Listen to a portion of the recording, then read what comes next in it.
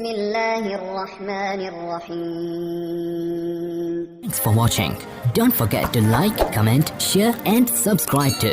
محترم المقام، قابل صد احترام حضرات سامعین کرام، ابھی جو حدیث پڑھی گئی اس حدیث کے راوی حضرت جابر بن عبداللہ رضی اللہ تعالی عنہ ہیں، جو کہ ایک انصاری صحابی ہیں اور اللہ کے حبیب صلی اللہ علیہ وسلم کے بہت قریبی صحابی ہیں. بعض حضرات کو شبہ ہوتا ہے کہ لفظ جابر کے معنی تو آتے ہیں ظلم کرنے والا، جابر کے معنی آتے ہیں ظلم کرنے والا، تو ایک صحابی کا نام جابر کیسے رکھ دیا گیا؟ اسی طریقے سے اللہ رب العزت کے اسماء حسنہ میں سے لفظ جبار کے معنی میں بھی شبہ ہوتا ہے کہ جبار کے معنی تو آتے ہیں بہت زیادہ ظلم کرنے والا، تو اللہ رب العزت کا نام معاذ اللہ ایسے کیسے رکھا گیا؟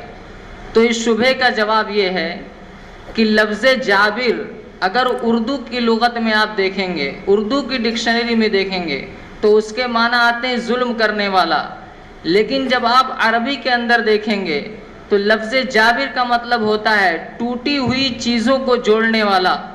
اسی طریقے سے اللہ رب العزت کا نام لفظ جبار میں اس کے معنی ہوئے کہ بہت سخت ٹوٹی ہوئی چیزوں کو جوڑنے والا، بہت زیادہ ٹوٹی ہوئی چیزوں کو جوڑنے والا.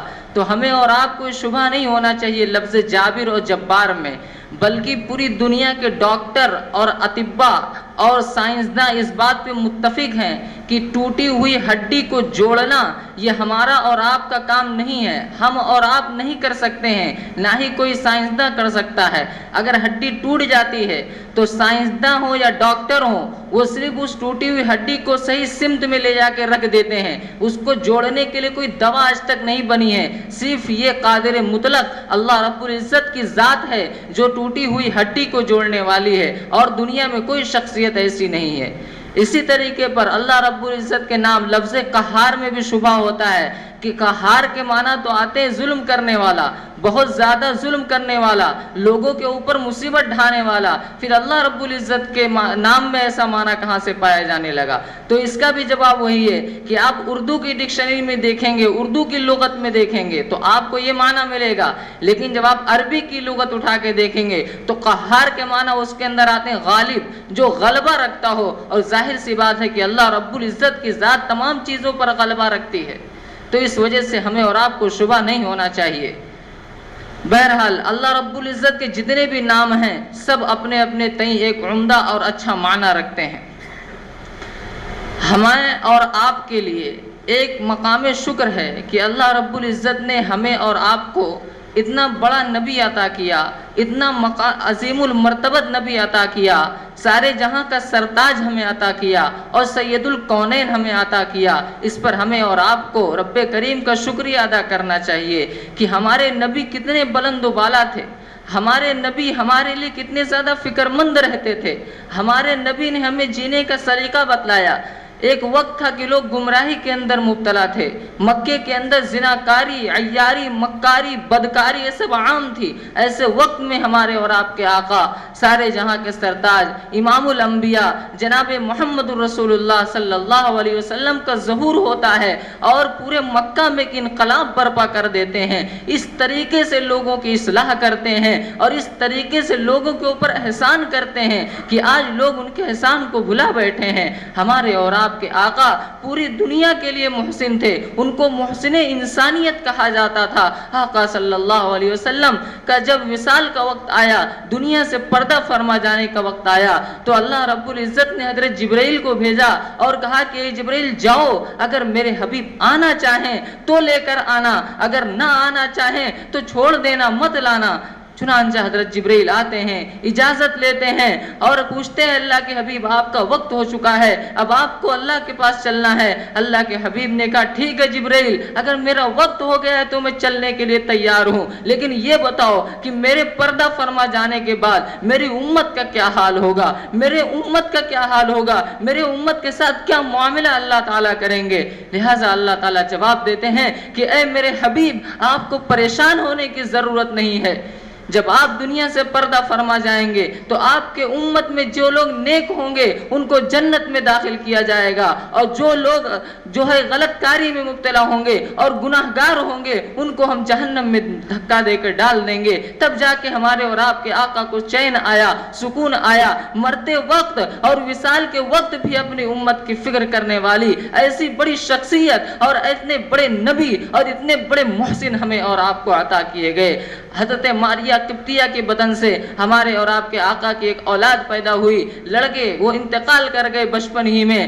چنانچہ اماں عائشہ آتی ہیں اور کہتی ہیں کہ اے اللہ کے حبیب، ہر نبی کو اللہ تعالیٰ ایک دعا ایسی دیتے ہیں کہ جب وہ اللہ سے مانگیں گے تو وہ ضرور قبول ہوگا، تو آپ چنانچہ اللہ سے دعا کر دیجئے کہ اے اللہ اس بیٹے کو زندہ کر دیجئے، آپ کی کوئی اولاد نہیں ہے، آپ کو ایک اولاد ہو جائے گی۔ چنانچہ ہمارے اور آپ کے آقا نے کہا کہ نہیں عائشہ، میں اپنی اس دعا کو اپنی امت کے لیے بچا کے رکھا ہوں کہ جب میری امت کے لوگ قیامت کے دن جب جہنم میں جا رہے ہوں گے، جب میری امت کے لوگ اپنی گناہوں کی وجہ سے جہنم میں ڈھکیلے جائیں گے، تو اس وقت میں رب العالمین کے سامنے سجدہ کر کے اپنی امت کی بخشش کے لیے دعائیں مانگوں گا، اپنی امت کو جہنم سے نکالنے کے لیے اس دعا کا استعمال کروں گا۔ مجھے ابھی اس دعا کو مانگنے کی ضرورت نہیں ہے۔ اتنے بڑا محسن اور اتنا بڑا غمخوار نبی ہمیں اور آپ کو عطا کیا گیا۔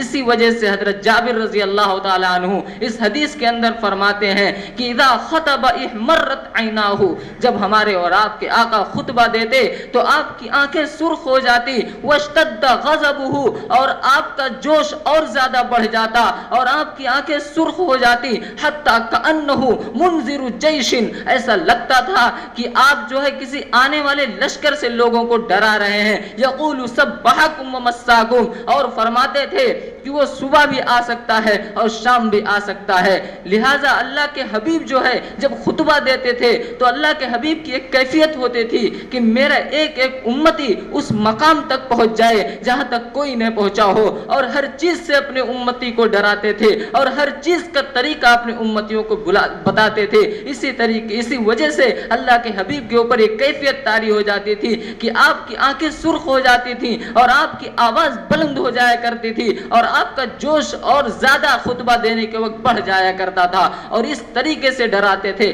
اگر ہمارے اور آپ کے پاس کوئی آئے اور کہے کہ فلاں آدمی آپ کے اوپر حملہ کرنے والا ہے، اگر آپ فلاں گلی سے گزریں گے تو آپ کو وہ مار دے گا، تو ہم اور آپ اس کو اپنا بہت بڑا غمخوار سمجھتے ہیں کہ واہ رے واہ، اس نے مجھے ایک جو ہے بہت بڑی مصیبت سے بچا لیا۔ تو ہمارے اور آپ کے آقا بھی اسی طریقے سے ڈرایا کرتے تھے کہ حتی کأنہ منذر جیش۔ آپ کو یاد ہوگا، واقعہ سنا ہوگا کہ جب اللہ کے حبیب نے پہلی مرتبہ اپنی امت کو دعوت دی اور جبل طور پر کھڑے ہوئے اور وہاں سے تمام قبائل والوں کو بلایا اور ایک ایک کا نام لے کر اکٹھا کیا، جب سب لوگ اکٹھے ہو گئے تو اللہ کے حبیب نے کہا کہ اگر میں یہ کہوں کہ اس پہاڑی کے پیچھے ایک لشکر ہے جو تم پر حملہ کرنے والا ہے تو کیا تم اس کو سچ مانو گے؟ تمام لوگوں نے بیک زبان ہو کر کہا جی ہاں اے اللہ کے حبیب، ہم آپ کی بات کو سچ مانیں گے، کیونکہ آپ صادق ہیں، آپ امین ہیں، آپ نے کبھی جھوٹ نہیں بولا، آپ نے ہمیشہ سچ بولا ہے۔ لہٰذا اللہ کے حبیب کا یہ انداز رہا ہے، یہ اسلوب رہا ہے کہ اپنی امت کے لوگوں کو اس طرح سے ڈرایا کرتے تھے۔ اور یہ جو لشکر مراد لیا گیا کہ ایسا لگتا ہے کوئی لشکر حملہ کرنے والا ہے، اس سے مراد قیامت کا دن تھا۔ اللہ کے حبیب قیامت سے اپنے لوگوں کو ڈرا رہے ہیں کہ اے میری امت کے لوگوں، تمہارے اوپر قیامت آنے والی ہے، اس سے آنے سے پہلے تم اس قیامت کی تیاری کر لو۔ حدیث میں آتا ہے، اسی حدیث میں حضرت جابر رضی اللہ تعالیٰ عنہ فرماتے ہیں کہ جس طریقے سے میرے ان دو انگلیوں کے درمیان جگہ ہے، اسی طریقے سے قیامت آنے والی ہے۔ جس طرح اس میں کوئی فاصلہ نہیں ہے، اس طرح سے قیامت کے آنے میں اور میرے آنے میں کوئی فاصلہ نہیں ہے۔ اس وجہ سے قیامت کے آنے سے پہلے قیامت کی تیاری کر لو۔ آگے فرماتے ہیں فَإِنَّ خَيْرَ الْحَدِي هَدْيُ كِتَابُ اللَّهِ فَإِنَّ خَيْرَ الْحَدِيثِ كِتَابُ اللَّهِ وَخَيْرَ الْهَدِي هَدْيُ مُحَمَّدٍ صلی اللہ علیہ وسلم۔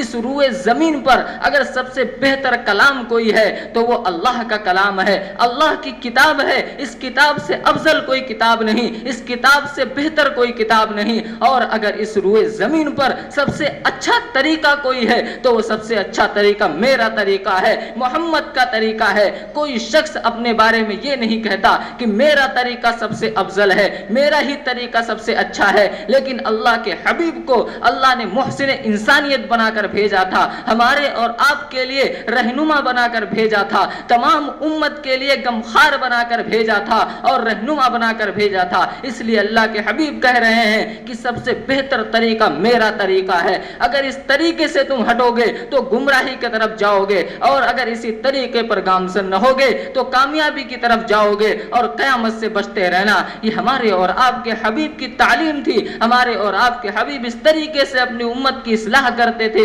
اور یہ فکر لے کر قیامت سے ڈرایا کرتے تھے، اور کتاب اللہ کو بہترین کلام کہہ رہے ہیں اور سنت رسول اللہ کو، اپنی سنت کو سب سے بہتر طریقہ بتا رہے ہیں کہ اس سے بہتر کوئی طریقہ نہیں، اس سے اچھا زندگی گزارنے کا سلیقہ تمہیں پوری دنیا میں کہیں نہیں ملے گا۔ اگر زندگی گزارنے کا انسانوں جیسا سلیقہ چاہیے تو میرے سلیقے کو اور میرے طریقے کو اپناؤ، اگر جانوروں جیسا سلیقہ چاہیے تو جاؤ غیروں کے طریقے کو اپناؤ۔ اسی وجہ سے ہمارے اور آپ کے نبی بہت ہی زیادہ غمخوار تھے، ہمارے اور آپ کے لیے محسن انسانیت تھے۔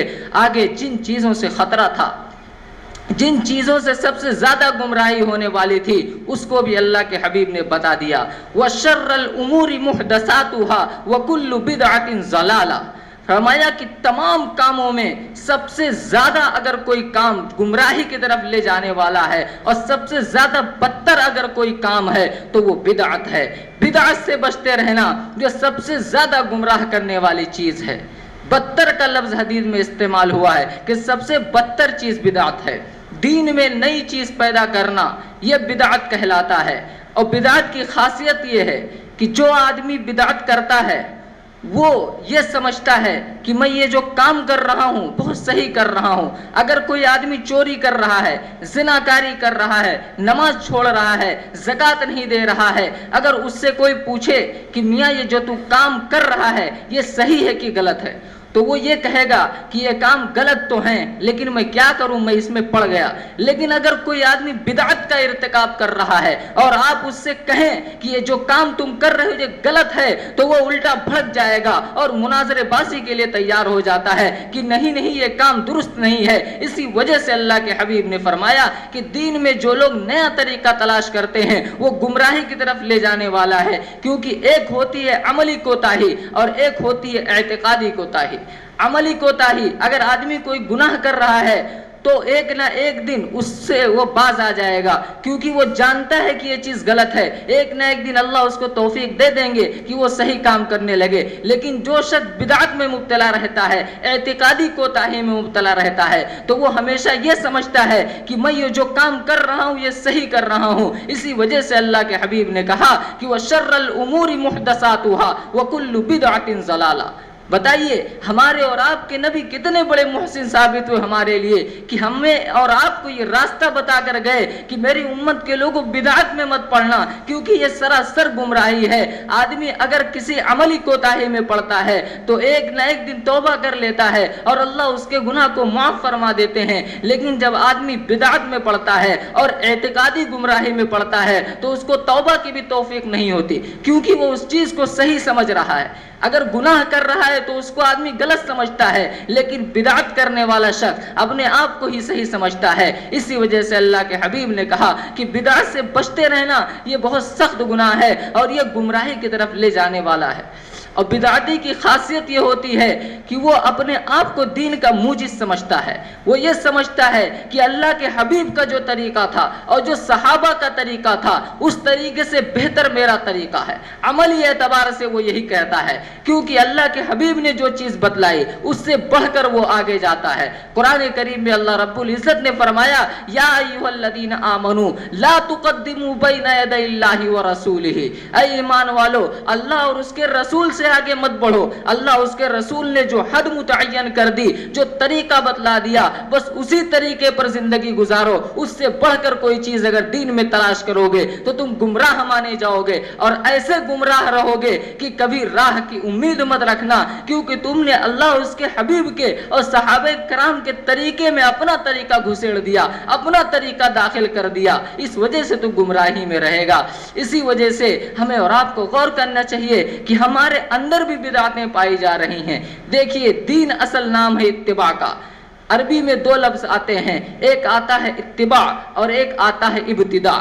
اتباع کا مطلب ہوتا ہے کہ اللہ اور اس کے حبیب نے جو طریقہ بتلایا ہے اسی طریقے کے مطابق اپنی زندگی کو گزارنا، اسی طریقے پر چلنا۔ اور ابتداء کا مطلب ہوتا ہے کہ دین کے اندر نئی چیز تلاش کرنا اور اپنا طریقہ رائج کرنا اور اپنے طریقے کے مطابق زندگی گزارنا۔ اسی وجہ سے حضرت سیدنا ابو بکر صدیق رضی اللہ تعالی عنہ جب اللہ کے حبیب کے بعد خلیفہ بنے اور پہلا خطبہ جو انہوں نے دیا، انہوں نے یہی لفظ کہا کہ انی متبع ولست بمبتدع، کہ میں اللہ اور اس کے رسول کا متبع ہوں، ان کے راستے پر چلنے والا ہوں، مبتدع نہیں ہوں، نیا طریقہ ایجاد کرنے والا نہیں ہوں۔ اس وجہ سے ہمیں اور آپ کو بدعت سے دور بھاگنا چاہیے۔ آپ غور کیجئے کہ ایک واقعہ ہے کہ اللہ کے حبیب رات کے اندر گشت کیا کرتے تھے صحابہ کے احوال کو دیکھنے کے لیے۔ تو ایک مرتبہ گزرے تو سیدنا ابو بکر صدیق رضی اللہ تعالی عنہ تہجد کے اندر قرآن کی تلاوت کر رہے تھے، تو بہت ہلکی آواز میں تلاوت کر رہے تھے۔ اس کے بعد جب آگے بڑھے تو سیدنا عمر بن خطاب رضی اللہ تعالی عنہ کو دیکھا، وہ جب تلاوت کر رہے تھے تو بہت بلند آواز سے تلاوت کر رہے تھے۔ لہٰذا اللہ کے رسول واپس آ گئے۔ اس کے بعد ان دونوں حضرات کو بلایا اور بلا کے پوچھا کہ ابو بکر، میں نے تم کو رات میں دیکھا کہ تم جب تلاوت کر رہے تھے تو بہت سلو تلاوت کر رہے تھے، بہت دھیمی آواز میں تلاوت کر رہے تھے۔ تو سیدنا ابو بکر صدیق نے کہا کہ اے اللہ کے رسول، میں دھیمی آواز سے اس وجہ سے تلاوت کر رہا تھا کہ جس ذات کو مجھے سنانا تھا اس نے میری اس دھیمی آواز کو سن لیا، اللہ کو سنانا مقصود تھا، اللہ نے سن لیا بس۔ حضرت عمر فاروق سے پوچھا کہ عمر تم کیوں تیز آواز سے تلاوت کر رہے تھے؟ انہوں نے کہا کہ اے اللہ کے حبیب، میں اس وجہ سے بلند آواز سے تلاوت کر رہا تھا کہ تاکہ شیطان بھاگ جائے اور سونے والے جگ جائیں۔ اب دیکھیے دونوں حضرات یہاں پر اپنے اپنے تئی صحیح ہیں۔ سیدنا ابو بکر صدیق بھی صحیح ہیں کہ وہ اللہ کو سنا رہے تھے، عمر بن خطاب صحیح ہیں کیونکہ وہ شیطان کو بھگا رہے تھے اور لوگوں کو جگا رہے تھے۔ لیکن اللہ کے حبیب نے کہا کہ یہ راستہ تم نے اپنی مرضی سے طے کیا ہے، شریعت نے کوئی راستہ ایسا نہیں بنایا۔ شریعت نے کہا ہے کہ تلاوت جب بھی کرو تو درمیانی آواز میں کرو، تم نے اے صدیق سلو آواز سے کیا اور تم نے اے فاروق تیز آواز سے کیا، یہ راستہ تم نے اپنی مرضی سے اپنایا، لہٰذا یہ درست نہیں ہے، بلکہ درمیانی آواز سے تلاوت کرو۔ اسی کا نام دین ہے۔ دین اصل اتباع کا نام ہے۔ شریعت نے جو چیزیں بیان کی اسی پر ہمیں زندگی گزارنا ہے۔ شریعت نے ایصال ثواب کے لیے ایک بہت اچھا عمل بتلایا۔ شریعت نے کہا کہ ایصال ثواب ایک بہت اچھا عمل ہے۔ آدمی کسی مردے کو کچھ ثواب پہنچانا چاہتا ہے تو کسی بھی طریقے سے پہنچا سکتا ہے، چاہے وہ تلاوت کر کے پہنچائے، چاہے نفل نماز پڑھ کے پہنچا دے،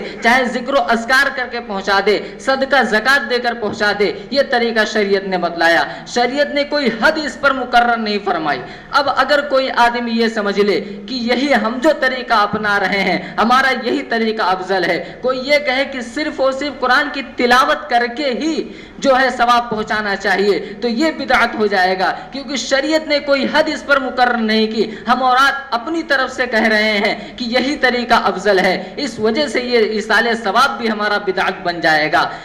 شریعت نے کوئی قید نہیں مقرر فرمائی کہ جب کسی کا انتقال ہو تو کب ایصال ثواب کرنا ہے۔ آپ پہلے دن بھی کر سکتے ہیں، دوسرے دن بھی کر سکتے ہیں، تیسرے دن بھی کر سکتے ہیں، جب چاہیں جب کر سکتے ہیں۔ شریعت نے کوئی حد نہیں مقرر فرمائی۔ اب کوئی شخص اپنی طرف سے حد مقرر کر لے کہ تیسرے دن ہی قرآن خوانی کریں گے، اس کے علاوہ نہیں کریں گے، اور قرآن خوانی میں لوگوں کو اکٹھا کر کے ہی قرآن خوانی کریں گے، اس میں دعوت کا ہونا ضروری ہے۔ اگر کوئی دعوت نہ کرے تو اس کو ملعون سمجھا جاتا ہے، لعنتی سمجھا جاتا ہے۔ یہ بدعت ہم نے پیدا کر لی کہ جب شریعت نے کوئی قید مقرر نہیں کی تو ہم کون ہوتے ہیں اللہ اور اس کے حبیب کے شریعت میں قید کرنے والے؟ یا ایھا الذین آمنوا لا تقدموا بین یدی اللہ، اللہ اور اس کے رسول سے آگے ہم بڑھنے والے کون ہو گئے؟ کیا ہمارے اوپر دین کو مکمل نہیں کیا گیا؟ الیوم اکملت لکم دینکم واتممت علیکم نعمتی، اللہ نے ہمارے اوپر دین کو مکمل کر دیا۔ اب ہم کون ہوتے ہیں اس میں انگڑائی لینے والے اور اس کے اندر نکتہ چینی کرنے والے؟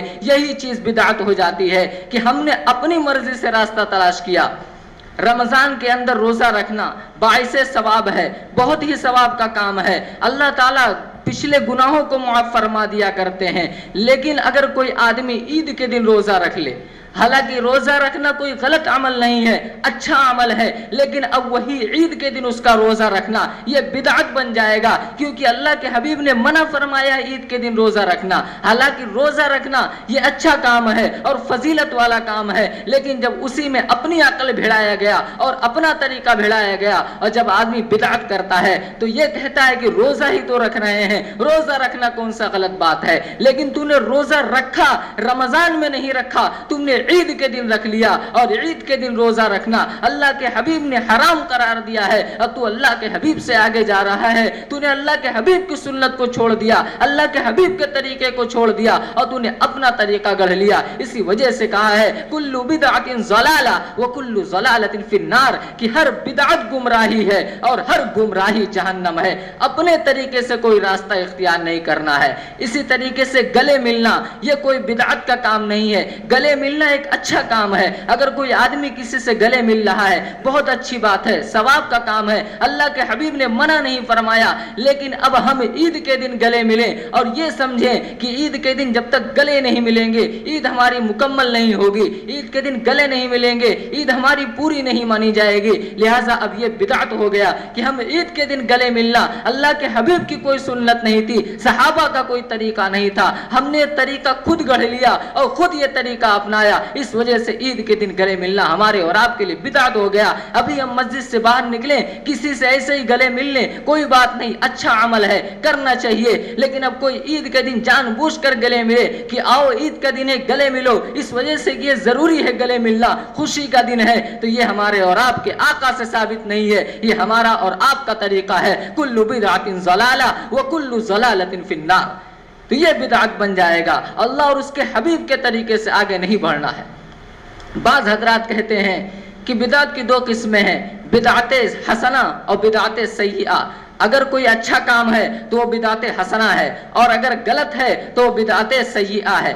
ایسا کوئی طریقہ نہیں ہے۔ لغت میں اگر آپ دیکھیں گے تو بدعت کے معنی ہر نئی چیز کو بدعت کہہ دیا جائے گا، لیکن شریعت نے جس بدعت کو بدعت کہا ہے وہ بدعت یہی ہے کہ دین میں نئی چیز تلاش کرنا اور دین میں نیا چیز پیدا کرنا، یہ بدعت کہلاتا ہے۔ عبادتوں میں نئی چیز پیدا کر دیے، یہ بدعت کہلاتا ہے۔ اب کہنے والا کہہ سکتا ہے کہ یہ لائٹ، یہ پنکھا، یہ اے سی، یہ مائک، یہ بھی تو بدعت ہے، کیونکہ یہ اللہ کے حبیب کے دور میں نہیں تھا، اللہ کے حبیب کے دور میں نہیں تھا، یہ بھی بدعت کہہ دیجئے، اس کو بھی حرام قرار دیجئے، لیکن نہیں، یہ دین کا حصہ نہیں ہے، یہ ہمارے اور آپ کے آرام سے جڑا ہوا ہے۔ شریعت نے اس کو بدعت نہیں کہا ہے، بلکہ اللہ اور اس کے حبیب کو سنت میں پڑھنا اور اس میں اپنا عقل بھڑانا اور اس میں اپنا طریقہ چلانا، یہ بدعت ہے۔ کہ کوئی آدمی اگر انتقال کر گیا تو جب بھی قرآن خوانی کرنا چاہے کر سکتے ہیں۔ اب آپ کہیں کہ ہم تیسرے دن ہی قرآن خوانی کریں گے اور یہی ہمارے لیے ضروری ہے، یہ بدعت ہو جائے گا۔ بعض حضرات جمعرات کے دن ہی قرآن خوانی کرنا اچھا سمجھتے ہیں، اس کے علاوہ اچھا نہیں سمجھتے ہیں، یہ بدعت ہو جائے گا، کیونکہ شریعت نے جمعرات کہیں پہ نہیں کہا ہے، ہر دن کر سکتے ہیں۔ شریعت نے آپ کو آزادی دی اور آپ نے اپنی طرف سے قید مقرر کر لیا۔ سفر میں مسافروں کے اوپر 2 رکعت نمازیں ہیں، 4 رکعت والی نماز 2 ہو جایا کرتی ہے۔ یہ اللہ اور اس کے رسول کی طرف سے ہمیں اور آپ کو ایک سہولت دی گئی ہے کہ جب سفر میں رہتے ہو تو مشقت ہوتی ہے، اس وجہ سے 2 رکعت نماز پڑھو۔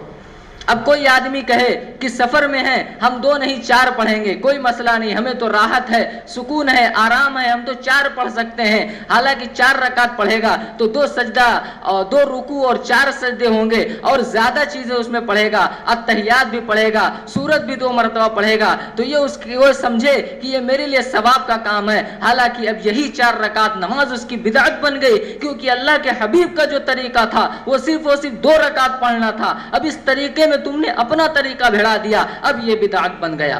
اللہ کے حبیب نے جو شادیاں کی اس میں کوئی بارات کا لفظ نہیں آیا، اس میں کوئی بارات کا طریقہ نہیں تھا۔ اب ہم نے لڑکی والوں کے اوپر ظلم کرنے کے لیے ہم نے اپنی طرف سے شادی جیسے نیک عمل میں بارات کو پیدا کر لیا اور بارات کا لفظ نکال دیا، تو اب یہ بدعت ہو گیا۔ جب اللہ کے حبیب نے نہیں نکالا تو ہم اور آپ کون ہوتے ہیں بدعت کو نکالنے والے؟ اللہ کے حبیب کے ہاں بچیاں پیدا ہوئیں، صحابہ کے ہاں بچیاں پیدا ہوئی، کسی کسی نے چھٹی اور برہی جیسی رسم کو نہیں نکالا, یہ ہم نے اور آپ نے نکال لیا. تو یا ایھا الذین آمنوا لا تقدموا بین یدی اللہ, اللہ اور اس کے رسول سے آگے بڑھنے کے لیے منع کیا گیا ہے, اور ہم اللہ اور اس کے رسول کی سنت میں اپنی سنت لا کے گھسیڑ دے رہے ہیں, اپنی سنت لا کے ڈال دے رہے ہیں, اپنا گھوڑا دوڑا رہے ہیں. تو یہ بدعت ہو جائے گا اور یہ غلط ہو جائے گا. صحابہ کرام بدعت سے کتنا زیادہ بھاگتے تھے کہ ہم اور تصور بھی نہیں کر سکتے ہیں. حضرت عبداللہ ابن عمر رضی اللہ تعالی عنہ ایک مرتبہ ایک مسجد میں گئے اور نماز پڑھنے کے لیے بیٹھ گئے. اذان ہو چکی تھی, ایک مؤذن صاحب اٹھے اور کہنے لگے الصلاۃ جامعۃ, نماز کھڑی ہو رہی ہے, آ جاؤ.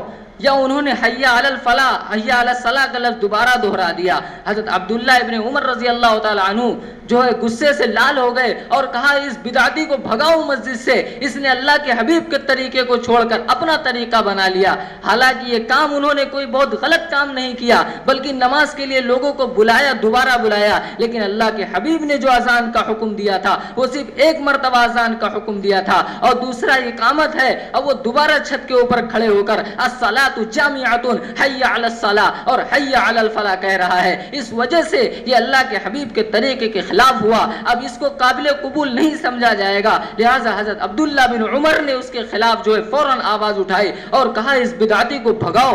تو یہ ہوتا ہے بدعت کا مطلب کہ کل بدعت ضلالہ کل ضلالۃ فی النار, کہ دین میں نئی چیز پیدا کرنا یہ بدعت ہے. شریعت نے جس کو سنت قرار دیا اس کو سنت سمجھنا ہے, شریعت نے جس کو فرض قرار دیا اس کو فرض سمجھنا ہے, جس کو مستحب کہا مستحب سمجھنا ہے, جس کو واجب کہا واجب سمجھنا ہے. اب جس چیز کو شریعت نے نہ سنت کہا ہے, نہ واجب کہا ہے, نہ مستحب کہا ہے, اپنے مرضی سے اس کو گڑھ لینا اور اپنی مرضی سے کہہ دینا کہ یہی چیز سنت ہے, تو یہ ہمارے اور آپ کے لیے غلط ہو جائے گا. شب برات کے دن کوئی عبادت کا طریقہ حدیث کے اندر مذکور نہیں ہے کہ آپ عبادت میں یہ پڑھیں یا یہ پڑھیں. آپ نماز پڑھیں, روزہ رکھیں, ذکر و اذکار کریں, یہی ہمارے لیے عبادت ہے. لیکن اب آج کل دیکھا جاتا ہے کہ شب برات کے دن کچھ نفل نماز لوگوں نے ایجاد کر دیا ہے اور کہتے ہیں کہ 50 رکعت نفل پڑھنا چاہیے, کوئی کہتا ہے 100 رکعت نفل پڑھنا چاہیے, اور بعض کتابوں میں لوگوں نے لکھ بھی دیا ہے